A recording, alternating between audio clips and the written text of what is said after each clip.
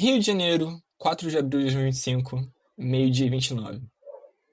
Estreia do Brasileirão. Os 4 candidatos do título estreiam com empate, apesar dos desempenhos distintos. Estreia da Libertadores. Flamengo estreia com vitória na competição. Saudações rubro-negros, rapaziada. Lá não conheceu o que é pressão e o que é inferno. Olha a virada, Gabriel! Incrível! Incrível! Toca a música! Amar é tão sagrado pra quem sabe amar. Porque nós estamos em outro patamar. Não dá pra comparar. Pegou 63 quilos de alcatra, limpinho, né? Onde das meias verdades? Cara de inspetor criminal, né? É o cri-cri, né? Vocês é nojento de ruim. Um é casual. Gente boa pra... 2? Vocês é gente boa, mas... Pode ser, aconteceu. É muito ruim. 5. Ainda nós vamos te treinar, pode ter certeza. Pediu a Libertadores em casamento e ela disse... Ô, Picareta, deixa eu te falar uma coisa. Você tá no ar.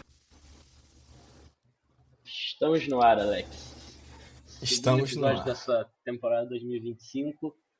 E se veio na semana passada a estreia do podcast, também vieram a estreia das duas principais competições da temporada, né? Brasileirão e Libertadores. Finalmente, o que realmente importa é que esses corações rubro-negros, né? Então, galera, tivemos aí Flamengo e Inter, sábado passado, no Maracanã, e Deportivo Táchira e Flamengo, na Venezuela. Não vou dar mais detalhes que isso, porque eu não me lembro onde era o estádio, mas na Venezuela, fora de casa o jogo. E foi um empate e uma vitória, então seguimos invictos no ano, né? Mas apareceram questões, eu acho que é bom, porque a gente sai da pré-temporada, que a gente não deu nota 10, a gente deu nota por volta de 8 ali, se eu não me engano, né, Alex? 8, 8,5 que a gente deu. Isso. Pra pré-temporada, porque a gente já levou em conta que pré-temporada não pode ter um peso 10, né? Pré-temporada, mas iniciamos a temporada de fato, começamos a ver talvez problemas, talvez desafios que o Flamengo vai ter. Alguns que a gente já tinha pontuado, outros que talvez não, mas começa a ter melhor esse quadro, né, do que vai ser a temporada do Flamengo. Só confirmando, a minha nota foi 8, a sua nota foi 8,5. Enfim, cara, sobre essas estreias, é muito curioso pensar porque, trazendo uma coisa que a gente vai falar eventualmente um pouco mais depois, a gente estava muito otimista, né, Guilherme? A gente estava bem otimista e definitivamente essas estreias, elas foram um tanto quanto choque de realidade pra gente. Eu pontuo aqui, né, as ideias de resultado que a gente tinha dado. Você consegue confirmar aqui da Taça David? Valeu. Eu tinha selecionado 3-1. Faltou pouco, só 2 gols, né, no jogo contra o Internacional. E tinha sugerido um 4-0 contra o Táchira. Faltou pouca coisa também, não foi tanto assim. O Guilherme, eu acho que ele já foi bem mais razoável. Acho que o Guilherme, de fato, passou muito mais perto do que eu. Inclusive na sua justificativa para alguns dos resultados. Mas, enfim, foi um pouco um choque de realidade, em alguma medida. Mas, cara, eu entendo que ainda assim foi um bom começo em resultados. Não tão bom assim em performance. E acho que essa coisa que me incomoda um pouco, mas claro, muito contextualizável, né, Guilherme? Então, eu acho que, tipo assim, você falou, a gente estava muito otimista. Eu considero que eu ainda estou muito otimista, mas assim, a gente sabe que isso é meio que o tom do nosso programa como um todo, né? Eu sou otimista, você é o pessimista, e a gente tenta balancear isso para chegar numa visão mais realista da realidade, né? Do mundo. Mas assim, eu ainda me considero otimista porque a gente já tinha apontado antes, acho que essa é uma ponderação que a gente já tinha feito, de que o estadual não era parâmetro, isso a gente deixou bem claro no último episódio. A gente entendia que existiam já problemas, inclusive de formação do elenco, que a gente também deixou bem claro no último episódio quais eram. Assistam o último episódio, galera. Mentira, não foi isso que eu tô falando, não, mas assim, só pra contextualizar que, tipo, não foram os resultados que a gente esperava, mas eles estão dentro de contexto que a gente já estava levando em conta. Então acho que assim, não afetou o meu otimismo por isso e pelo principal fator que eu considero que foi uma semana, a gente vai tentar sempre fazer essa análise da semana, né, como um todo, que o Flamengo teve. Foi uma semana atípica, porque a gente deixou de contar com jogadores essenciais, assim, pro nosso time. E, e eu acho que isso afetou muito. Porque o que aconteceu? A gente teve data FIFA, né, na semana anterior, e alguns dos melhores jogadores da temporada até aqui, e alguns dos principais jogadores do elenco, não puderam participar desses jogos, porque a gente teve a Arrascaeta, que foi convocado, e sentiu, né? E aí por isso não participou de nenhum dos dois jogos. O Gerson, que esteve na mesma situação, foi convocado, foi para a seleção brasileira e sentiu. O Arrascaeta sentiu na seleção uruguaia. E a gente perdeu o Wesley, que também foi convocado e por questão de minutagem, até onde eu sei ele não sentiu, mas por questão de controle de minutagem, não participou da segunda partida. Ele jogou contra o Inter, mas não jogou contra o Deportivo Táchira, nem viajou. E a gente perdeu o Plata, que jogou o segundo tempo contra o Inter, não foi titular, que ele vinha sendo, pelo mesmo motivo do Wesley, controle de minutagem, até onde eu sei não sentiu nada, mas ele, enfim, também foi convocado, participou da data FIFA, e sequer viajou também para o jogo na Venezuela. Além disso, a gente já tinha, né, perda por lesões de Danilo, Vinha e Pedro. E assim, expõe o elenco, mas cara, assim, não existe time no mundo que vai tipo, uma semana em que você tá sem Pedro, Vinha e Danilo, né, que já estava sem antes, e você ainda soma isso, Arrascaeta e Gerson, talvez sejam os dois principais articuladores do time. Talvez não, são os dois principais articuladores do time. E você perde Plata e Wesley, que foram dois candidatos a melhor jogador da pré-temporada, no nosso debate na semana passada, e que isso não afete o time, né? Eu acho que não existe nenhum time no mundo que não seria afetado por essas perdas. Então acho que isso contextualiza muito, e por isso que não tira meu otimismo, porque eu entendo que, ok, a gente precisa talvez estar de olho na preparação física, porque perdeu tantos jogadores, mas a data FIFA teve uma influência grande nisso, e ao mesmo tempo, tipo, a gente precisa pensar que há carências nesse elenco, que vai ter ultimamente vai perder jogadores ao longo do ano, mas eu entendo que esse não vai ser o padrão. Assim, semana a semana, o Flamengo tá com 7 baixas, assim, de altíssimo nível, 7, assim, 6 titulares praticamente, ou 5 titulares pelo menos aí, sabe? Que estão fora. Isso é metade do time, tá ligado? É muita coisa. A data FIFA, ela prejudicou pesadamente o Flamengo, tanto na questão de minutagem, carga, de algumas lesões, né? E até é engraçado porque teve essa coisa, né? O Gerson, ele em tese não tinha se machucado, mas não jogou, então, tipo, então machucou, né, gente? Enfim, uma coisa meio estranha. Ele foi liberado sem ter sido lesionado, mas aí ele não joga quando ele volta pro clube, então é um pouquinho estranho. Essas questões de informação que vieram da CBF e do próprio Flamengo. Mas assim, você usou um termo que é um termo que está na nossa pauta, eu acho que é importante porque esse termo ele expõe. É o termo expor, né, na verdade. E eu acho que ele funciona para uma coisa muito específica. Claro, 7 perdas de jogador não é uma exposição do elenco, de uma necessidade, de uma falta Sim. de jogadores do elenco. Mas perder 2 articuladores, e como você falou, né? 2 dos jogadores mais importantes, eu diria, literalmente são os 2 jogadores mais importantes do Flamengo, assim, na minha cabeça. O Gerson e o Arrascaeta. Tipo, claro, a gente Pelo sabe. menos na articulação do time, pelo menos. Sim, mas assim, eu acho que de forma geral, tipo, o Pedro voltando, ele vai estar ali nesse lugar, mas, tipo, acho que de forma geral, tipo, quando eu penso no elenco do Flamengo, tipo, eles são pilares desse time. Porque o Wesley e o Plata poderiam estar também como pilares nessa temporada, também, Sim. eu acho aí. Sim, Então, mas eu acho que. É mais embaixo da temporada. Mas eu acho que. Sobretudo esses caras, eu acho que eles não têm uma substituição. Esse é o grande ponto que foi exposto pra mim. Acho que, no caso, pra nós dois, né? Que é o fato de que o Wesley, ele é muito importante, mas, pô, jogou o Varela e muita gente colocou ele como um jogador, alguém que foi bem no final, nos jogos, né? Principalmente no último jogo contra o Táchira. E o Plata a gente tem muitas opções de ponta. Inclusive, a gente tem visto essas muitas opções tendo bastante minutos, né? Pra dizer a verdade. Os nossos articuladores não. Nossos articuladores a gente realmente sente muita falta. A gente claramente demonstra o quanto eles são necessários e o quanto o time não roda necessariamente muito bem sem esses jogadores.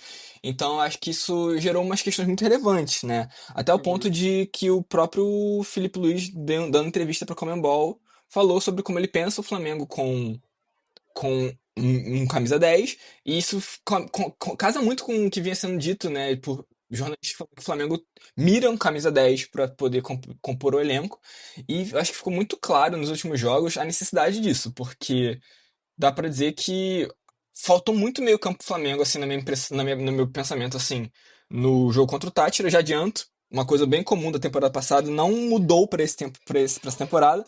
Eu não vi esse jogo contra o Internacional, gente.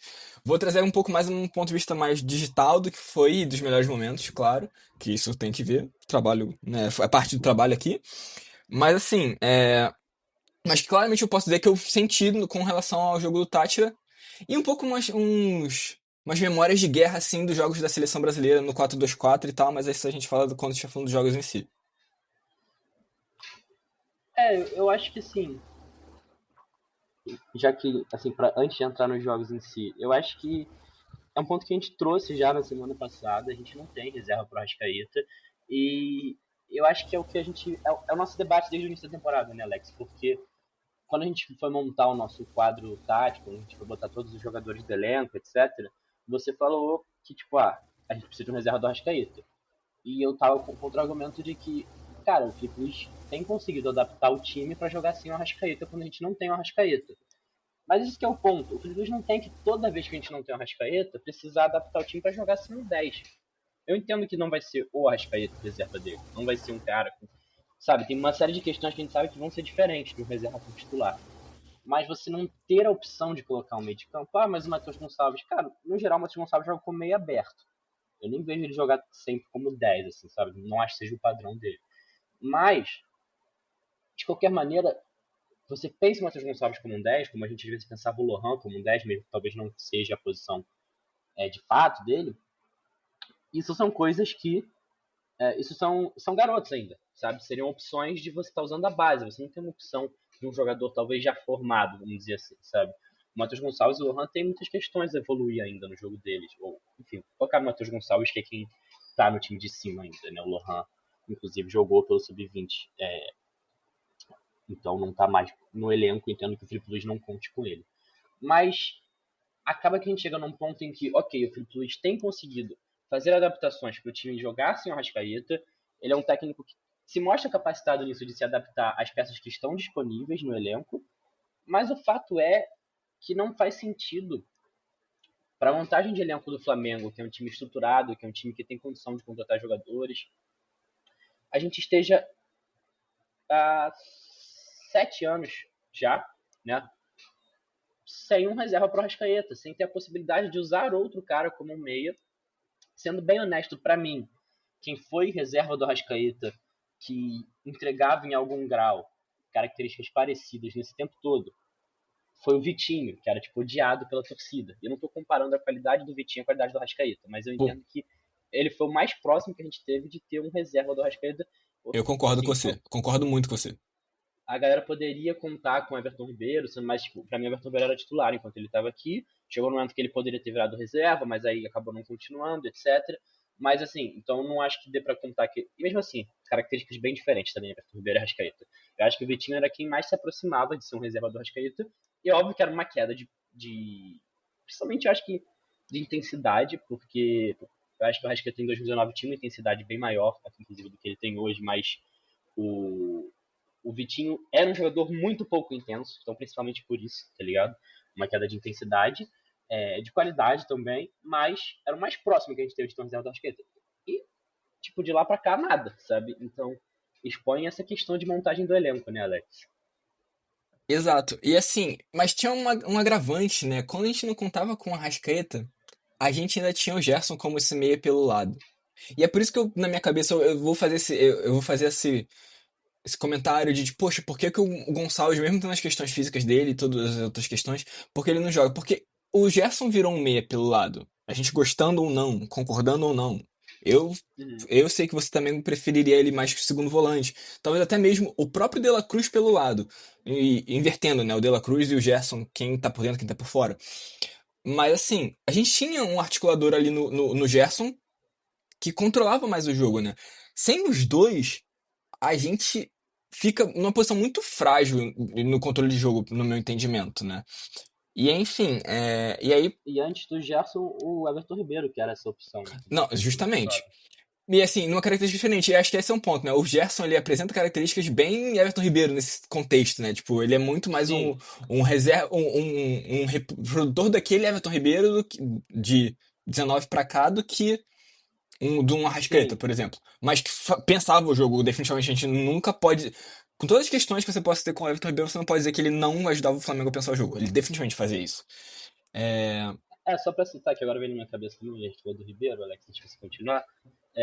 Acho que também, em algum momento, talvez o Diego tenha sido essa opção, mas que não veio também com a intenção de ser reserva do Arrascaeta, até porque ele veio bem antes do Arrascaeta. Sim. Mas assim, eu digo, tipo, a gente nunca teve uma contratação que visasse montar o elenco para ter uma reserva do Arrascaeta, tá ligado? A gente teve improvisações que ocorreram nesse sentido.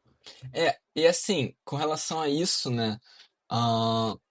Mas assim, o Diego acabou virando esse cara que era um pensador por dentro, né? Porque essa é uma questão, eu preciso bater um pouco nessa tecla, bem brevemente.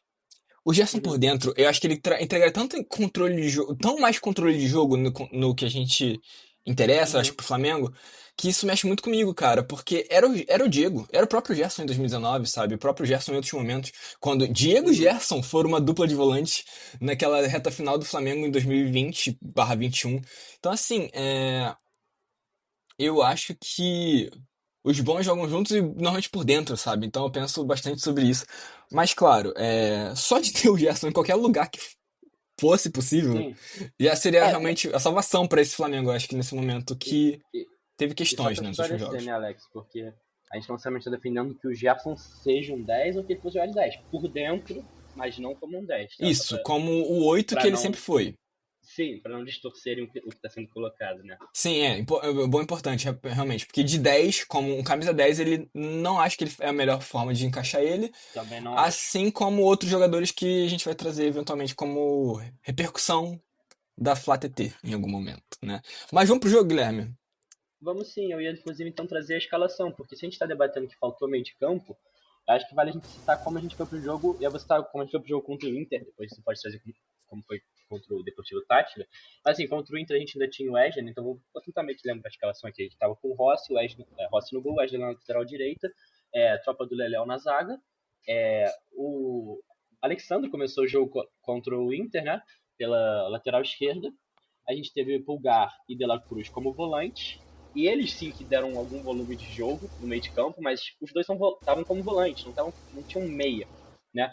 E a gente estava com 4 atacantes, né? Como o Alex falou, uma espécie de 4-2-4 ali que o Flamengo foi, com Luiz Araújo, Juninho, Bruno Henrique e Michael jogando no ataque.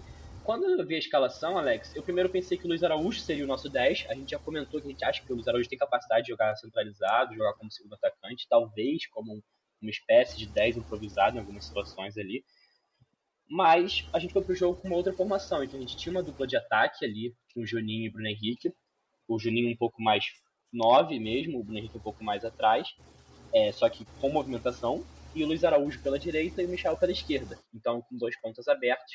Que tem se mostrado uma característica do trabalho do Felipe Luiz, né? Manter os 2 pontos no time, apesar de não serem pontas fixos, presos à linha lateral. Existe movimentação no time, mas o Felipe Luiz parece até agora, a gente também está sem o Pedro, eu acho que isso afeta muito nessa decisão, mas parece até agora gostar desse esquema com os pontas, né? Sem abrir mão deles. Só que a gente foi tipo com um esquema de 4 atacantes, né? Fazendo meio que um losango, onde a gente ao mesmo tempo tinha os 2 pontas e tinha uma dupla de ataque. Então ele não fez tipo nem o nosso 4-4-2, que a gente sempre prega aqui, né, Alex? Nem ele foi para um 4-3-3 para ter um atacante centralizado e 2 atacantes abertos. Ele foi para uma espécie de híbrido, né? Onde você coloca 4 atacantes, mantém a dupla de ataque, mas você usa 2 pontos do mesmo jeito, né? E foi um tanto quanto curiosa a formação. É muito parecida com a formação que ele usou contra o Deportivo Táchira, né, Alex? Eu sei que tu tem mais coisa para comentar do segundo jogo, né? Porque foi o jogo que você pôde acompanhar, conseguiu acompanhar. Mas a formação é muito parecida, só que ele meio que gira as peças ali dentro para ir contra o Deportivo Táchira, né? Sim, eu acho que vamos tentar, se possível. O que você acha? A gente primeiro tenta finalizar mesmo o jogo do Inter. Eu já estou com a escalação do jogo do Táchira aqui, mas acho que talvez valesse mais a pena fazer essa questão do jogo do Inter mesmo e encerrar ele. Mas assim, o que eu queria dizer, pensando no que você falou, é que de fato o próprio Flamengo ele já joga num 4-2-4, mas que é um 4-2-4 que acaba virando um 4-3-3 em alguma medida, porque o Arrascaeta ele faz sem a bola, né? Ele faz uma dupla com com o Bruno Henrique ou com o Juninho, quem quer que seja que esteja ali na frente. Só que com a bola ele meio que recua e assume esse papel de organizador, né? Um cara que pensa a bola, ou pensa o jogo. Só que ao mesmo tempo também, um dos pontas, né, um dos caras abertos, é o Gerson. Então assim, Sim. eu acho que justamente casa muito com o que a gente estava falando, sobre a carência desses caras que vão se posicionar no meio campo e fazer abrir posição ali, né? E criar vantagens por ali. Porque eu acho que esse é um ponto que é o que mais me incomoda sobre isso. E por isso eu fiz a brincadeira das memórias de guerra com a seleção brasileira, que é entender que o Flamengo, assim como a seleção brasileira no jogo contra a Argentina, entrou em campo com basicamente só 2 pessoas no meio de campo, né? Uhum. Então a gente via uma separação bem clara do que. No jogo contra o Tati eu falo, mas eu imagino que não deve ter sido tão diferente no jogo contra o Inter, onde tem quem ataca e tem quem defende. E os dois do meio campo são esses caras que mais defendem do que atacam, mas que acabam esticando a bola para um ataque um pouco mais em linha defensiva. Pautado no que eu vi na internet, né? E no que eu vi nos melhores momentos, esse foi um fato, principalmente no jogo contra o Inter, onde o Flamengo tinha muito mais espaço para atacar a linha de defesa do Inter, que não estava tão retrancado quanto o Tátira esteve na maior parte do jogo de ontem. Então, assim, até que fazia sentido. Era um time muito melhor que o Tátira, né? Isso. Então ainda tinha uma coerência. Espaço, naturalmente. Sim, existia uma coerência em atacar o espaço e pensar assim, vou tentar atacar o espaço aqui. Então o que me incomoda mais nem é necessariamente o primeiro jogo, embora eu já tenha reclamado do primeiro jogo, porque eu acho que não é o ideal. Mas entendo o contexto. Mas aí quando você vem para um segundo jogo, tá. Eu acho que você fala do jogo porque eu faço a retomada que eu ia fazer. Sobre a minha crítica na manutenção dessa forma de jogar. Cara, eu acho que assim, esse primeiro jogo contra o Inter, eu acho que tem muitas questões. Eu acho que, primeiro, a gente já tava sem Arrascaeta e Gerson e sem Plata. E o Plata tem sido um jogador essencial nesse início de temporada do Flamengo. Tem sido um jogador essencial. A gente fala assim, você tem opções de reserva, tem outras pontas. Mas nem Cebolinha, nem Michael chega nem perto de estar entregando o que o Plata vem entregando. O Luiz Araújo vinha no início de temporada bom. O Bruno Henrique se machuca, né? Antes das finais contra o Fluminense no Campeonato Carioca. O Luiz Araújo ganha titularidade por isso, porque abre uma vaga no time pela lesão do Bruno Henrique. E agora, como o Plata também não estava disponível, continua havendo uma vaga ali, né? E o Luiz Araújo não corresponde. Ele vinha muito bem entrando do banco, né? Entrando durante os jogos, mas ele não jogou bem como titular. Para mim, nenhum dos jogos dele como titular, ele jogou no nível que ele vinha jogando quando ele era reserva, entende? Então, eu acho que a gente sente muito essas perdas no primeiro jogo, mas, cara, apesar de ter estranhado a escalação, assim, estranhado não, mas assim, de não ser a escalação ideal, assim, eu acho que eu estranhei, mas foi isso, sabe? Eu li os nomes e eu falei, tipo assim, tá, mas a gente tá sem Arrascaeta, tá sem o Gerson, tá sem o Plata, não sei o quê. Entendi o que ele fez pra ir pro jogo. Só que é o que eu falei, na minha leitura, o Luiz Araújo seria esse segundo atacante, falso 9 ali, a gente teria o Michel pela direita e o Bruno Henrique pela esquerda. Eu entendo que o Bruno Henrique não tem mais físico pra jogar de ponta, então eu entendo ele colocar o Bruno Henrique como segundo atacante. Só que aí é o que você falou, né, Alex? A gente pode até jogar num esquema que é parecido com esse já, só que a leitura que eu teria da situação é que, tipo, com o Arrascaeta, a gente tem um 10 que faz o papel de segundo atacante durante o jogo. Com o Bruno Henrique, a gente tem um segundo atacante que faz um papel de 10 durante o jogo. Então, a característica primária é outra. Então, isso acaba mudando, inevitavelmente. E aí, a gente também tá sem o Plata, que vinha jogando bem. E tanto o Luiz Araújo quanto o Michel jogam muito mal nesse jogo. Assim, do quarteto de ataque, eu achei que o Bruno Henrique foi o melhor nesse jogo contra o Inter. Eu acho que foi um dos melhores jogadores do Flamengo em campo. O Juninho teve uma boa atuação, na minha visão. Eu acho que ele mostrou uma melhora bem interessante pro que foi a pré-temporada dele. Mas o Luiz Araújo e o Michel não conseguiram corresponder. E eu acho que isso afeta muito, porque se você vai num jogo que você não tem meias e você depende dos seus pontas, você ter os seus pontas jogando abaixo, inevitavelmente vai te afetar, né? Só que mesmo assim, eu acho que foi um jogo em que o Flamengo não jogou mal. O Inter deu esses espaços, permitiu ao Flamengo criar dentro da característica que tinha no jogo, que era ou com os volantes criando, ou com os zagueiros ou os laterais acelerando. O Wesley é muito participativo nesse sentido também, né? Mas o Flamengo teve chances de gol. Teve uma bola na trave que foi muito clara do Juninho, teve uma bola em que ele tentou driblar o goleiro ao invés de encobrir e acabou perdendo o gol. O Cebolinha botou uma bola na rede pelo lado de cima, assim, aquela bola que ele corta pro meio e chuta, sabe? A jogada típica do Cebola. Ele faz aquilo, ele coloca a bola por cima do gol ali. A gente teve. Acho que teve mais bola na trave. Então, assim, a gente teve chances. O gol que a gente fez sai numa chance que talvez nem tenha sido das mais claras que a gente teve no jogo. Assim, nem era tão chance clara assim e foi o gol. Só que a gente também teve um erro defensivo ali.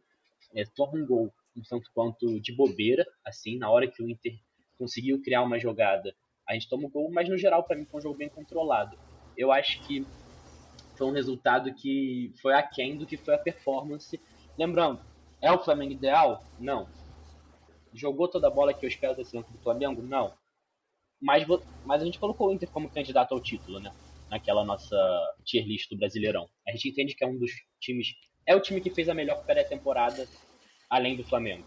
Então a gente entende que é um dos times mais fortes do Brasil nesse momento. Então você pega o Inter com tantos desfalques e você consegue controlar o jogo do início ao fim. Tem um erro que resulta no gol deles, mas você cria muito mais chances do que o Inter criou. Eu acho que, inevitavelmente, para mim, foi um desempenho bom. Eu acho que o Flamengo apresentou um bom desempenho ao longo do jogo e honestamente, eu não acho que o resultado tenha sido justo, para colocar nesses termos, mas é que a gente sempre diz de que não existe justiça no futebol, né? O resultado foi o que aconteceu, apesar do desempenho, na minha opinião, ter sido diferente. Mas, no geral, também não acho que foi um resultado péssimo. Seria a minha outra colocação, não sei o que você acha sobre isso. Porque empatar com o Inter, assim, não é um resultado que por si só seria ruim. Empatar em casa é pior. Mas a gente tem um Palmeiras e Botafogo que estreiam também com empate, que são os outros dois principais concorrentes ao título, na nossa visão. Então todos os candidatos ao título estreiam empatando. Pelo que eu ouvi falar, eu não assisti o jogo, mas pelo que eu ouvi falar, o Botafogo jogou bem melhor. Assim, teve um bom desempenho também. Similar ao que aconteceu no Flamengo e Inter, de um time ser bem melhor que o outro, mas terminar no empate.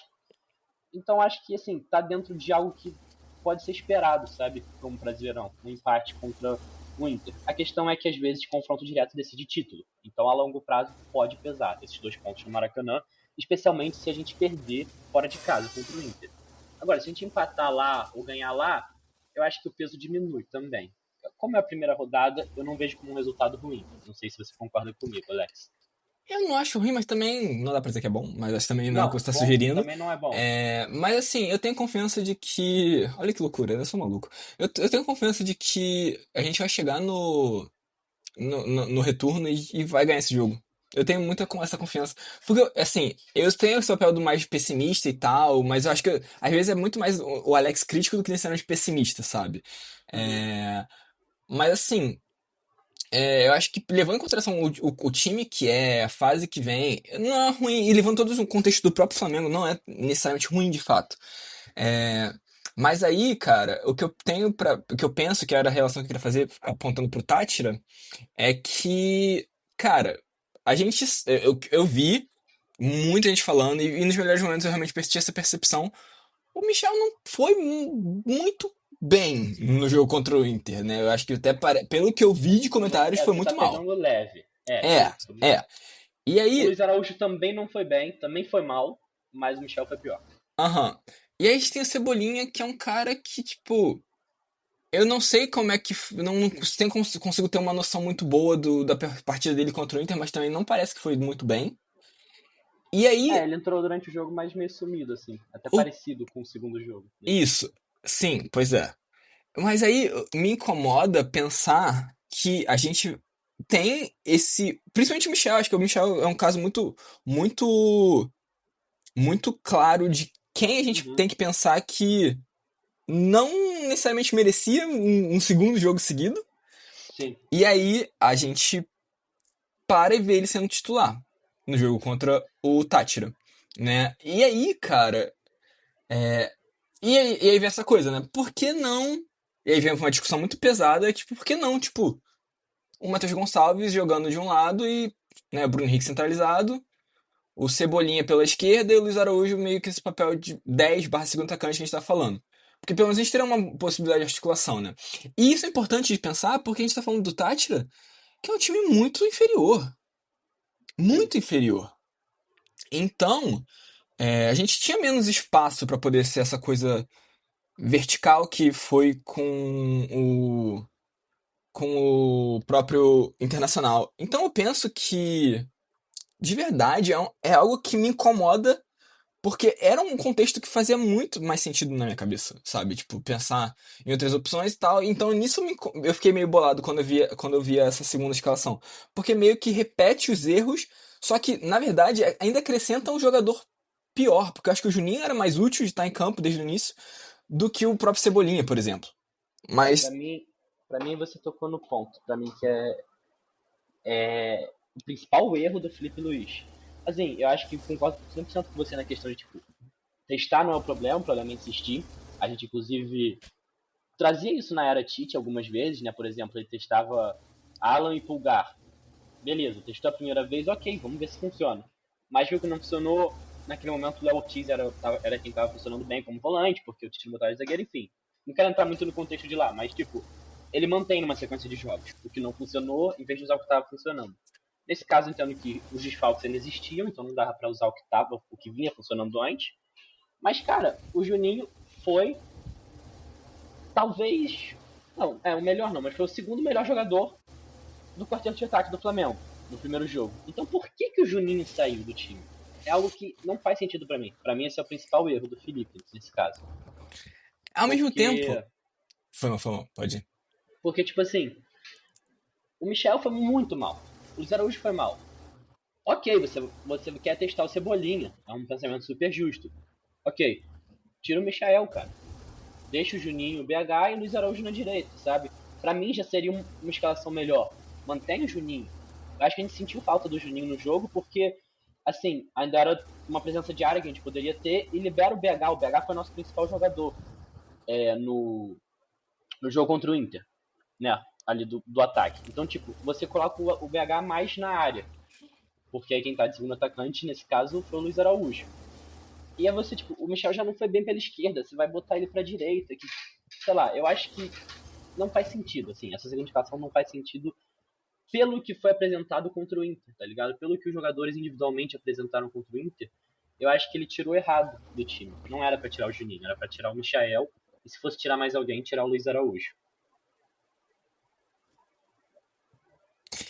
Pois é, eu acho que acaba tendo isso, cara, de tipo, umas decisões assim. Porque, de novo, parece que quando você. O Juninho já é um cara que ataca o espaço já, né? Mas quando você bota quatro caras que são esse ataque ao espaço dessa forma, que eu acho que é muito mais fácil pensar nisso, sendo que você tem 4 pontos do que quando você tem, tipo, um atacante que é um atacante de, beleza, de ataque à profundidade, mas com outros 3 pontos, né? Acho que fica mais gritante essa sensação. Mas assim, eu preciso só apontar uma coisa antes que eu traga a escalação do Flamengo, porque eu acho que é relevante de trazer a escalação do jogo de ontem. Mas só pontuar, muito bom ver o Bruno Henrique, tipo, consistentemente, realmente continuando sendo o principal jogador do Flamengo durante um período de tempo, Guilherme. Ídolo. É Ídolo isso, cara. demais, mano. É muito bom. Não, é muito bom ver ídolo conseguindo performar. Sim. Assim, é isso. Tá ligado? Sim. E aí, enfim, falando da escalação, né? Rossi mantém, aí o Varela, Léo Ortiz, Léo Pereira, Ayrton Lucas, Eric Pulgar. O Varela que entra porque o Wesley tava com desgaste Isso. por causa dos jogos da seleção. Isso. O Eric Pulgar, De La O Ayrton Cruz. Lucas, eu não sei por que ele tirou o Alexandre. Não sei dizer exatamente. Acho que provavelmente um controle de minutos, provavelmente, né?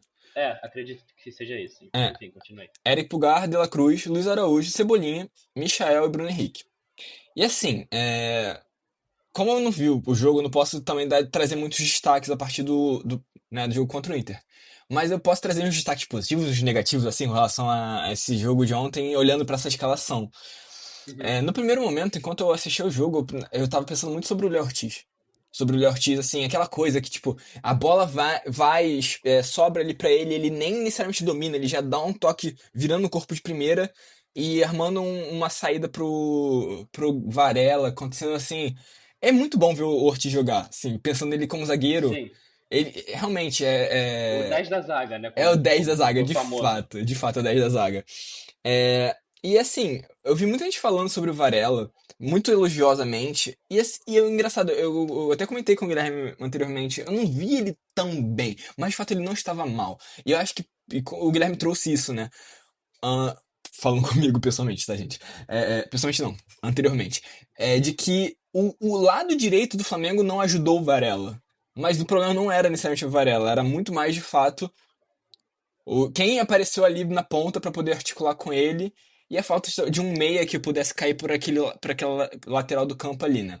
Do outro lado, a gente vai confessar, né, que o Ayrton Lucas realmente tá sendo prejudicial, né?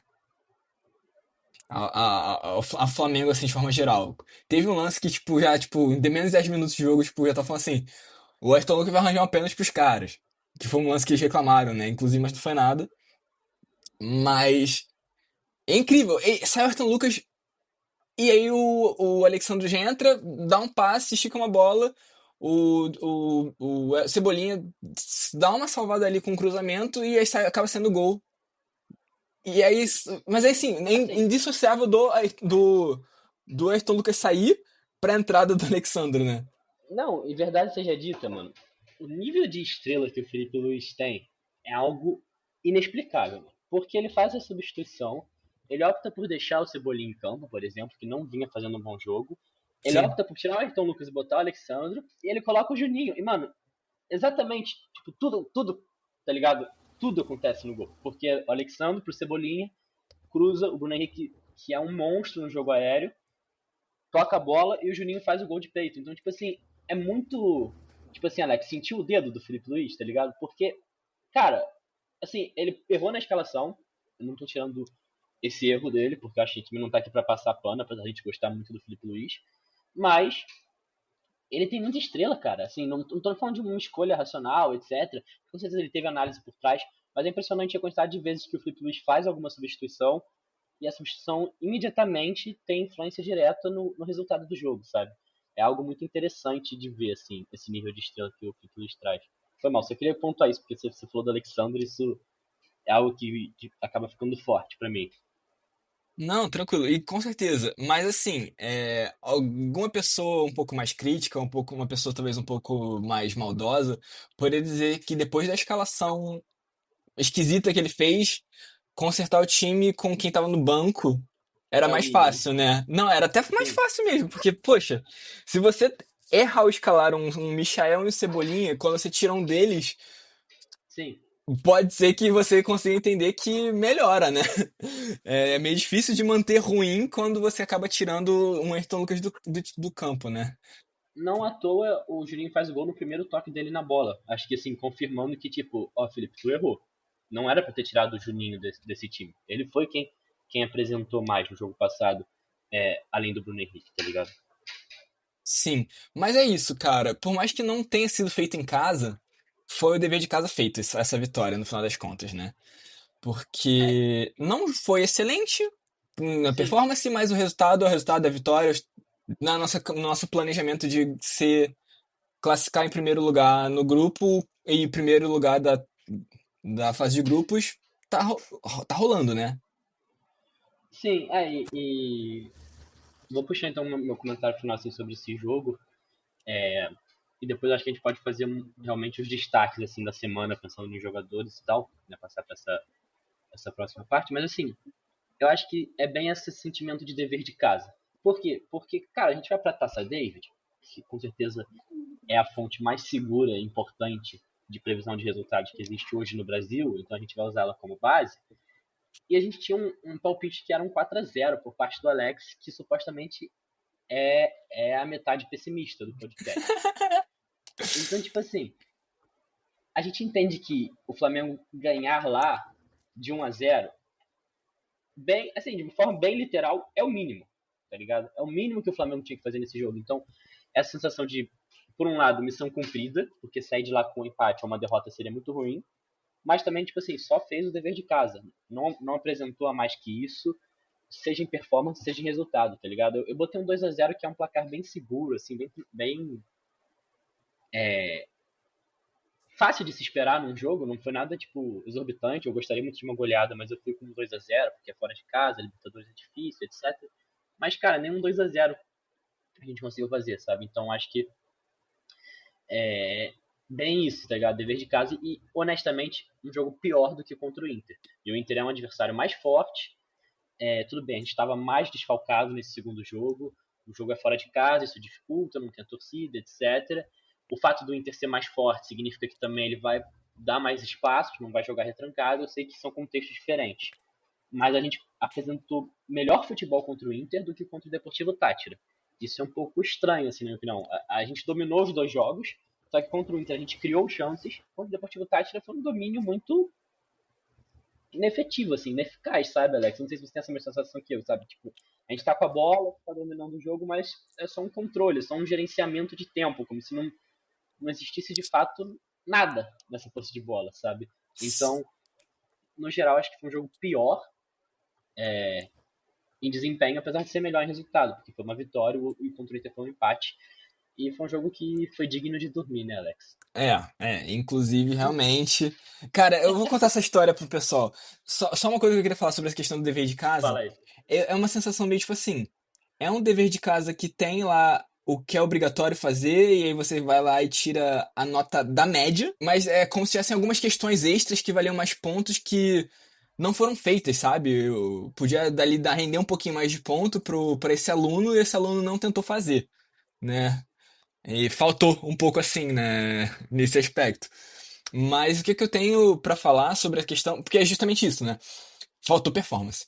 Eu tenho realmente essa Acertou a múltipla escolha, mas errou as discursivas, né? Mas foi isso. É uma sensação muito grande de que o Flamengo teve a bola, mas não fazia nada com ela e assim não controlava também o jogo com ela também exatamente. Era uma coisa meio inócuo, meio Sim. o tempo tava passando, era só o Flamengo passando tempo com a bola, não era controlando a bola, não era rodando a bola com um domínio, com uma intencionalidade, era uma bola que vinha no pé.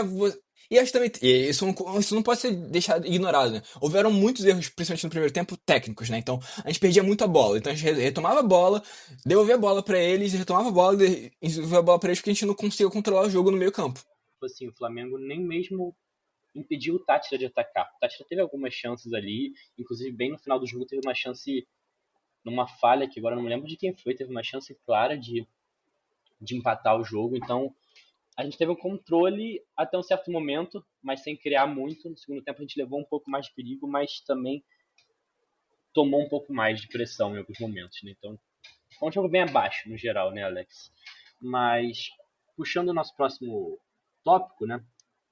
Eu acho que uma coisa que a gente sempre tenta comentar um pouquinho sobre é a arbitragem dos jogos. E, cara, eu acho que teve um problema comum.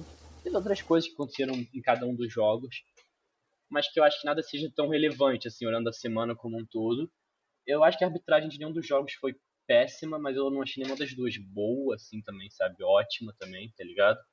E eu achei que por um problema que elas tiveram em comum, que foi segurar cartão amarelo, cara. Eu acho que teve lances fortes nos dois jogos, tanto contra o Inter, agora contra o Táchira, em que os jogadores não levavam amarelos, ou às vezes nem faltas eram marcadas. Tem um lance em que o Michel leva uma cotovelada no rosto. De fato, eu tinha esquecido esse lance. E nem falta foi, cara. Assim, eu não acho que era pra vermelho. Até eu vi gente falando isso de que era pro VAR chamar e tal, mas não acho que seja o caso, tá ligado? Acho que o VAR tava certo em não chamar, porque pra mim era um lance pra amarelo, não pra vermelho. Mas era um lance pra amarelo, tá ligado? E nem falta foi marcada, assim. Eu acho que isso aconteceu um pouco nos dois jogos. Tem um outro. Tô com o Deportivo Táchira mais fresco na memória, então assim, tem outro lance em que o cara dá um carrinho por trás no De La Cruz, tipo, na nossa área defensiva, tá ligado? O De La Cruz. Era uma bola que o Léo Pereira ia chegar, o De La Cruz entra na frente, atrapalha o Léo Pereira e meio que perde a bola por isso, tá ligado? Era um lance que ele tava quase entregando ali. Só que, tipo, o cara vem e dá-lhe, tipo, um carrinho por trás, assim, forte, e o juiz marca a falta, mas também não dá cartão amarelo. Pra mim era um lance bem claro de amarelo ali. Teve lances assim, agora eu lembrei, contra o Inter, o Bruno Henrique tem um lance que ele recebe a bola, tipo, ela passa meio que nas costas do zagueiro, e o Bruno Henrique vai fazer o giro pra passar, e o cara deixa a perna, meio que levanta ele do chão. Assim, um lance bem típico também, na minha visão, de amarelo. Então acho que foi o tema comum da arbitragem, pra mim, foi esse, tá ligado? Nos dois jogos.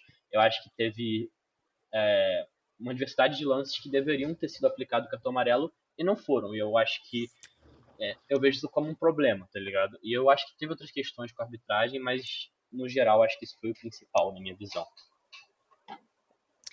É isso, cara. Eu acho que a gente vê isso acontecendo bastante, assim, em alguns jogos. E realmente dá uma sensação de que nossos jogadores são muito protegidos, né? Realmente, esse Sim, lance do Michel, ele é um lance bem forte, assim, na real. Tipo, bem. Teve também uma jogada que eu acho que é contra o Ayrton Lucas, cara. Que eu achei ela assustadora, na real. É até um lance que o comentarista de arbitragem da ESPN fala que só deu o cartão de forma errada porque tem que esperar o jogador levantar pra poder dar o cartão amarelo e tal. ah, sim, Mas sim, assim, tô eu acho que ligado. era um lance que, tipo, poxa. Será que não vale a pena comentar que, isso aqui foi meio exagerado e que talvez fosse outra cor de cartão? Enfim, enfim. Contra o Inter também tem um lance que o cara segura o Léo Pereira, assim, acho que fora do lance da bola, acho que é o Léo Pereira. Também, tipo, não foi nem marcar nada, ele tipo, chamou os dois pra conversar e tal, e reclamou com os dois. O próprio Léo Pereira, assim, pra também ser justo, tem um lance que ele era pra ter tomado amarelo contra o Inter, só que aí, tipo, ele cai no gramado, sabe essa migué de jogador, tipo, faz a falta e cai no gramado pra dizer que sentiu, pra tentar escapar do amarelo. Ele realmente escapa do amarelo, assim, nesse lance. Eu acho que era um lance que era pro Léo Pereira ter tomado amarelo, mas eu não acho que prejudicou, assim, nenhum dos times em nenhum dos jogos. Eu acho que foi só, de fato, um critério estranho, tá ligado? De que era pra ter tido mais amarelos do que teve. E eu vi que a gente, tipo, não fez o nosso malvadão, o nosso resultadismo, né, Alex? Então vamos Sim. fazer rapidinho isso pra gente poder seguir pros nossos próximos jogos. Porque, assim, qual é a ideia do malvadão? É apontar o melhor jogador da semana. A gente apontou alguns destaques aqui. E a ideia do resultadismo é dar uma nota pra essa semana. Então, assim, vamos começar pelo resultadismo, que eu acho mais fácil, porque eu acho que também é menos. É mais simples, É, é, né? Mais é, direto ao ponto, talvez. é Sei. tipo assim, porque não é fácil aplicar uma nota, mas acho que assim, não é uma nota que vai valer nada, então também é mais fácil por isso, tá ligado? Acho que o sarrafo é mais embaixo, entendeu? Com a nossa performance em dar essa nota. Acho que é isso que eu quero dizer. Ah, sim. Cara, Mas, enfim, que tu achou, Alex, dessa semana aí? eu acho que essa semana é uma nota 7. Eu pensei em dar 6,5. Eu acho que 6,5 seria muito mais mais, tipo, natural. Pra mim, pensando que, tipo, eu achei que a gente jogou muito mal contra o time que eu esperava que a gente fosse dominar bastante por ser um time bem mais fraco, né? Mas ao mesmo tempo, tipo, cara, a gente jogou um jogo contra um time que normalmente sempre dá trabalho, que faz bons jogos com a gente, E foi um bom jogo e até. foi um bom jogo. Mas ao mesmo tempo, tipo, pelo menos a gente conseguiu ganhar, diferente de outros times aí que estrearam voltando às suas próprias origens e tudo mais. Então, sei lá, cara, tipo, sair desse jogo com a vitória vale aumentar um pouquinho a nota disso pela vitória fora de casa na Libertadores. Cara, eu acho que eu vou. Acho que eu vou de um. Acho que eu vou de 7,5, Alex. Vou ser um pouquinho mais otimista que você. Porque, assim, eu acho que o empate contra o Inter não é um resultado péssimo. Não é o melhor resultado do mundo, mas eu acho que é um resultado ok dentro do contexto. A vitória na Libertadores é muito importante, assim, por mais que tenha sido um jogo ruim, é muito importante ter essa vitória fora de casa na Libertadores. A gente viu o quanto que a gente sofreu por ser segundo do grupo nos 2 últimos anos. Então, estrear com vitória é muito importante no processo de ser primeiro do grupo. E o jogo contra o Inter foi um jogo bom. O jogo contra o Deportivo Táchira foi um jogo ruim. Acho que eu vou de 7,5, assim, pela média das coisas e tentando contextualizar a questão da data FIFA, né? Eu acho que pesou bastante também. Com certeza. Agora, o que é difícil, mas, cara, eu vou te falar, eu acho que esse jogador dessa semana é fácil, cara. O nosso. Curioso de qual vai ser seu voto para Malvadão. Cara, porque tu não quer começar, não? Porque eu já comecei o outro? Faz Posso diferença? Não? começar, cara. Começa então. Assim, eu tô entre dois jogadores. Eu vou explicar, antes de dar os nomes, eu vou Eu explicar consigo por que concordar com dois jogadores também, tá? Então, se você for o que eu pensei, eu vou em outro, mas enfim. Vai, Fernando. Quer dizer assim, eu vou pontuar outros caras que foram bem antes, eu quero pontuar. O Wesley e Varela estão muito bem na lateral direita. Eu acho que os dois conseguiram fazer bem sua função nos dois jogos. Pulgar segue sendo talvez o jogador mais regular do time nessa temporada, sempre apresentando um bom futebol. Eu acho que o De La Cruz foi bem, embora nesse segundo jogo contra o Táchira tenha tido alguns lances bem estranhos, de quase entregar na defesa, mas no geral, considero que ele foi bem. A tropa do Leléo segue num nível alto, tá ligado? O Alexandro, eu acho que ele falhou no gol contra o Inter e o Ayrton Lucas não jogou bem. Acho que o Alexandre foi melhor que o Ayrton Lucas. No ataque eu já falei, né? Luiz Araújo, Cebolinha, Michael, nenhum deles foi bem pra mim. O Wallacian, vindo do banco nos dois jogos, eu acho que o garoto tem entrado bem sempre. Mas, pra mim, particularmente, os dois que eu colocaria como disputando o malvadão dessa semana seriam Bruno Henrique e Juninho. E, cara, eu acho que eu vou votar dessa vez no Bruno Henrique por um motivo que é eu fiquei entre votar no Bruno Henrique e no Wesley para o melhor jogador da temporada, da pré-temporada. A gente acabou entrando num consenso de dar esse título ao Wesley, né? Mas eu acho que o Bruno Henrique, pela constância que ele vem trazendo, por ele ter sido o melhor jogador contra o Inter, por ter participado do gol contra o Deportivo Táchira, eu acho que ele merece. Então vou dar meu voto no Bruno Henrique, apesar de que, assim, só para defender um pouquinho porque eu acho que o Juninho pode ser considerado, é pela melhora que ele teve. Eu acho que ele não vinha bem na pré-temporada, eu vi uma melhora nele, eu acho que ele foi um dos melhores do ataque contra o Inter, e ele antes faz o gol contra o Deportivo Táchira, que é um gol muito importante para a sequência. Então acho que essa estrela que ele teve também pesa um pouco. Eu acho que ele jogou melhor também, não foi só o gol, eu acho que ele jogou melhor, apesar de ter perdido gols contra o Inter também. Então eu vou de Bruno Henrique, mas acho que o Juninho poderia ser candidato também. Cara, eu acho que você tornou mais difícil pra mim, assim, porque você trouxe bons pontos. O Pulgar é um cara que, tipo, é essencial pra gente. Eu tava bem certo, eu continuo certo porque você facilitou. Você dificultou e facilitou ao mesmo tempo. Porque você trouxe argumentos pra poder trazer e pensar, por exemplo, num Pulgar da vida.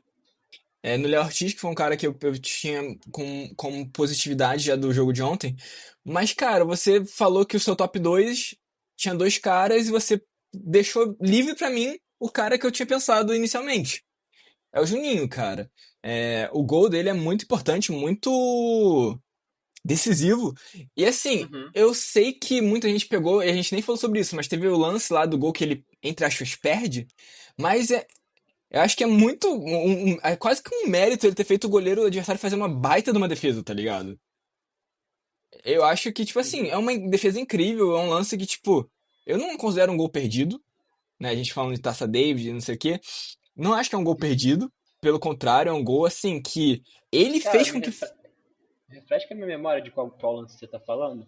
Aquela bola que ele tenta tirar do goleiro, jogando no canto esquerdo do goleiro, mas o goleiro consegue tocar na bola, a bola bate na trave ainda. Ah, tá. A bola que bate na trave e volta contra o Inter, você tá falando. Isso.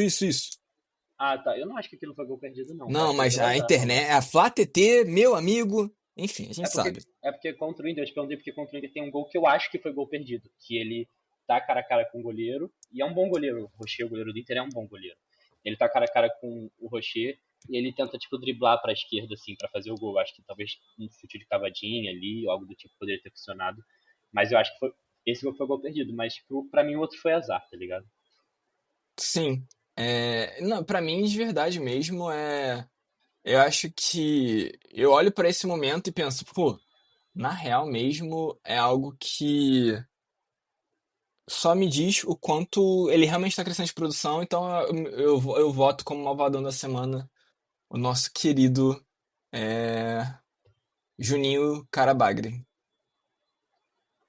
Cara, vamos estabelecer então que cada voto é um ponto e a gente vai somando até o final da temporada? Quem vai ser o grande malvadão de 2025? Posso adicionar uma camadinha pra isso? Pode. Cada voto é um ponto. Se um jogador tiver um voto meu e um voto seu, 3 pontos? 3 pontos. Perfeito. Eu só ia te perguntar. Eu ia te perguntar isso. Não sei se você vai aceitar. Fica a seu critério decidir. Eu posso voltar atrás do melhor jogador da pré-temporada e dar um pontinho pro Bruno Henrique? Cara, acho justo. Assim, acho muito, muito curioso ser tão retroativo assim, né? Tipo, lá pra trás. Cara, acho que, tipo, como isso não tá nem valendo uma pontuação, acho que não é um problema grande, não. Não, é porque, tipo assim, a gente tinha feito meio que fui pro consenso, tá ligado? Porque o Wesley era uma das minhas opções, você falou Wesley. Então eu acabei indo pro consenso, mas eu acho que o Bruno Henrique merece essa lembrança pela pré-temporada que ele fez, tá ligado? Foi decisivo na Supercopa, foi decisivo no Carioca, eu acho que Rei dos Clássicos merece essa lembrança também na pré-temporada. Depois a gente faz a tabela, a gente passa a trazer os pontos certinhos, porque a outra coisa que a gente tem trazido já os pontos, né, Alex, desde o ano passado, e é muito fácil trazer os pontos, porque basta falar que é 0 sempre, né? E a gente sempre consegue trazer isso pro programa. É a nossa querida Taça David, em que nós fizemos as apostas de Flamengo Internacional. O Alex falou 3-1 pro Flamengo, eu falei 3-2 pro Flamengo. A gente chegou a debater que o placar típico de Flamengo e Inter é um empate em 2-2. Então a gente quase chegou no ponto de chutar corretamente. Principalmente você tava mais, tipo assim, poxa, parecia um resultado bem interessante de apontar. Eu não, eu tava mais, tipo assim, eu tava mais, tipo, peito estufado, vamos pra dentro. Você tava repensando e tal. Acho que você teve mais chance de arrancar um pontinho aí do que eu. Cara, tive muito perto porque eu cheguei a falar assim, mano, pra mim é bem cara de ser 2-2, mas eu vou 3-2 só porque eu quero a vitória, tá ligado? É porque eu quero. Mas foi um empate, né? Flamengo e Inter 1-1. Então, fizemos a nossa pontuação típica de 0 pontos pro Alex, 0 pontos pra mim. Calma aí. Não tinha uma questão de você... não, tá. Perdão. É que eu tô pensando no próximo jogo, foi mal. É 0 pontos mesmo, isso aí. Sim, 0 pontos, mantendo o nosso desempenho, assim, muito disputado. Começando bem o campeonato. Mas assim, Deportivo Táchira, o Flamengo ganhou de 1-0 fora de casa. Nós dois apostamos na vitória, então cada um fez um ponto aí. O Alex apostou num 4-0, eu apostei num 2-0. Então ninguém fez os 3 pontos, que era o que o Alex estava lembrando aí, né? Que se você acerta o placar, você ganha 3 pontos. Se você acerta, tipo, o resultado, né? Vitória, empate, derrota. Mas erra o placar, é um ponto só. Então, estamos empatados. Alex, eu tava querendo... Amigo, faz mais um golzinho durante o jogo. Faz mais um. É muito ruim. Faz mais um pra eu largar na frente na Taça David. Mas não foi meu dia. Eu acho que foi por isso que eu dormi, cara. Que bom que também não foi o seu, né? Não, que bom não. Eu queria que você tivesse acertado o placar. Um 4-0 eu estaria muito feliz. Mas... Tá jogando contra, irmão. Mas é isso, né? Saímos aí com 1 ponto em 6 possíveis, mantendo aí bem nossa... Acho que se bobear a gente tá com um desempenho até melhor que ano passado.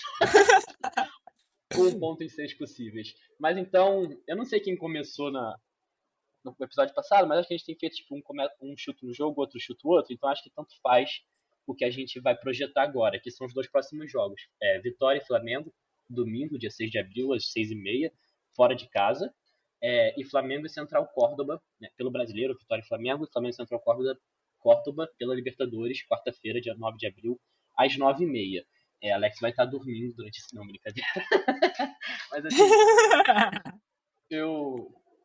Eu posso começar então, Alex? Ou tu quer começar? Não, pode começar, porque eu acho que foi eu que comecei semana passada. Tá, e aí a gente inverte pro jogo do Córdoba. Assim, lembrando, para levar em conta, existe uma especulação de o Pedro estar disponível para voltar, mas acredito que não jogaria nenhum desses 2 jogos. Talvez seja voltar a treinar em gramado, etc. Talvez ser relacionado. Mas é certo... Eu acho que é ser relacionado, tá? Eu acho que é ser relacionado mesmo. Mas é certo que o Wesley, Arrascaeta, Plata e Gerson voltam para esses jogos. A gente tem confirmação por uma notícia do GE, que é uma fonte bem segura. Então, a gente vai ter exatamente os reforços, as peças que a gente sentiu falta nessa semana, nessa primeira semana da temporada, vamos chamar assim. A gente vai ter como reforço para a segunda semana da temporada. E eu não sei de nenhuma atualização em relação a Danilo e Vinha. Acredito que não vão fazer parte dessa próxima semana agora. Então, assim, cara, levando em conta que o time conseguiu bons resultados, né? Especialmente manteve a invencibilidade, né, dessa temporada. Um empate e uma vitória. Cara, eu vou postar num 2-0 bem típico, assim, porque a gente não sabe o ritmo que esses caras que estiveram fora vão estar, mas eu vou num 2-0, cara. Cara, eu acho que era realmente um 2-0, mas agora que você tirou o meu resultado clássico de mim, eu acho que eu vou dizer... eu vou continuar apostando pra cima, cara. Eu quero continuar na fé, entendeu? Caramba. 3-0. Que virada, né? Eu tô apostando 2-0 toda a partida e o Alex tá sendo hiper otimista toda a partida. É um novo mundo que vivemos em 2025, né, Alex?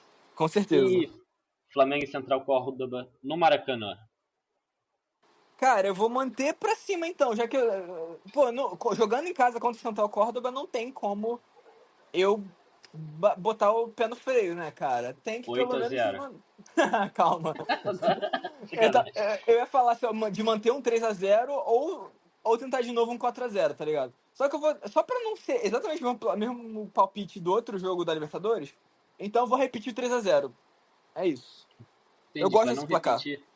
Pra não repetir o palpite, você vai repetir o palpite. Uma boa Pra estratégia. não repetir o palpite da Libertadores dessa semana, entendeu? Eu entendi. Tô só zoando, relaxa. Eu acho que eu vou ser otimista, eu vou meter 4-0, Alex. Eu acho que tá na hora de ter uma goleada. Eu só vim muito a favor das goleadas e tô sentindo falta. Já tem tempo. Então, concordo, vou palpitar 4-0 Flamengo e Central Córdoba. Então ficamos com esses palpites. Vitória e Flamengo, eu apostei 2-0 Flamengo, o Alex apostou 3-0 Flamengo. Flamengo e Central Córdoba, o Alex apostou 3-0, eu apostei 4-0.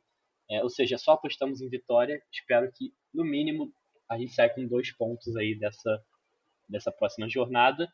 Mas a gente tem que ir para agora a nossa sessão.